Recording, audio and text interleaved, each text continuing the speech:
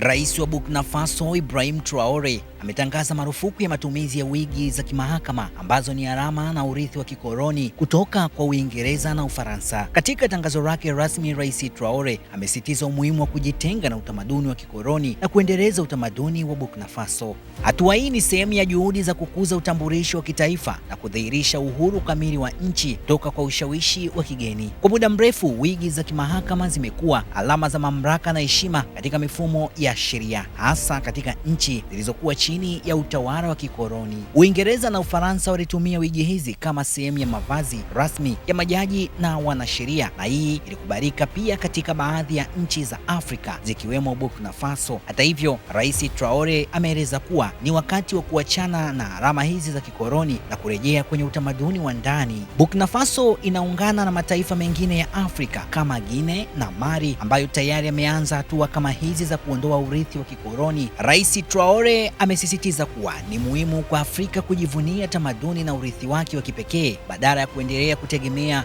alama za nje. Hatua hii pia ni ishara ya nia kuimarisha mfumo wa sheria inayoendana na mila na desturi za Burkina Faso na kusaidia taifa hilo kutafuta njia za kujitegemea. Ripoti ya Media Wire Express, Joseph Isangura.